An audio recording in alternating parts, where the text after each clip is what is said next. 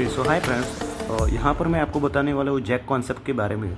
देखो, इसको मैंने ऐसे ही नाम दे दिया है, वैसे जैक मन में आया। तो ये देखो, ये डिफाइन कैसे होता है।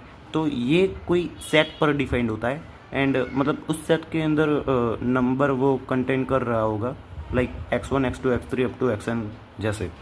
अब ये एक नोटेशन है एक्स जैक का, मतलब अगर इस सेट पर हमें जैक लेना है so it will be like one type of a function. So x jack is equal to 1/सिग्मा ऑफ 1/x, ये होगा। और इन दोनों डेफिनेशन को आपको याद करना है और इसकी मदद से हम उसको कैलकुलेट करेंगे। मतलब फास्टली अगर आपको कैलकुलेट करना हो तो हम इसका इस्तेमाल करेंगे common numerator by sigma denominator. अब इसका मैं आपको एग्जांपल आगे दूंगा, पहले आपको ये रूल्स कुछ समझ लीजिए। जैसे अगर हम x1 और x2 का जैक करते हैं then it will be x1 x2 by x1 plus x2, okay. And x2 and x3 का अगर हम जैक करते हैं बट वो निगेटिव में होगा, अगर हम निगेटिव में उसका जैक करते हैं तो यहाँ पर निगेटिव आ जाएगा x3 माइनस x2। या फिर आप ऐसा भी कर सकते हो, ये जो भी निगेटिव है वो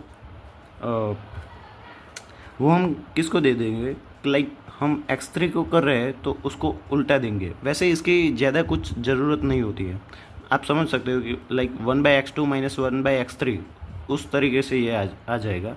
अब इसके कुछ रूल्स है, लाइक कि यहाँ पर हम इसकी पोजीशंस चेंज कर सकते हैं, कोई उसके अंदर फ़र्क नहीं आएगा।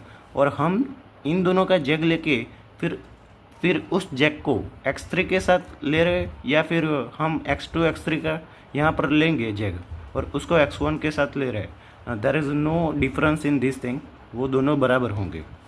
नाउ अब हम इस चीज़ का उपयोग करके इन सभी का जैक ढूंढेंगे। ये देखो, आप 1 to 4 का करना है तो कॉमन न्यूमिनेटर हम कैसे फाइंड करेंगे, तो वो LCM होगा, सभी चीज़ों का LCM होगा। अब आप पूछोगे कि यार बहुत सारी चीज़ें आ गई, लाइक यहाँ पर 7 भी आ गए एंड etc, तो LCM तो बहुत बड़ा हो जाएगा। तो आपको करना क्या है कि 7 या फिर ऐसे कोई चीज़ आ जाती है तो आपको ना कंफर्टेबल हो उनका जैक ले लेना है पहले, और उसके बाद फिर उन सबको इसके साथ जैक लेना है। जैसे मैं आपको अभी एग्जांपल दूंगा, ये देखो 1 to 4 है तो आपको क्या करना है, ऊपर कॉमन न्यूमिनेटर बाय डिनोमिनेटर के फॉर्म में उसको लिख लेना है सभी को। फिर हम यहाँ पर कॉमन न्यूमिनेटर लिखेंगे और उसके नीचे फिर हम डिनोमिनेटर का सिग्मा कर देंगे। सो it will be like here वो 4/7 होगा। और यहाँ पर हम अगर देखते हैं 1 6 3 4 12 का, तो उसी तरह से 6/11 आ जाएगा। अब यहाँ पर आप देख सकते हो कि अगर मैं 6 and 3 का जैक करता हूँ तो यू कैन सी कि भाई ये 6 है एंड ये होगा 6/2, 3 को 6/2 लिख सकते हैं। सो इसका जैक होगा 6/2 + 1 विच इज़ 2, ओके।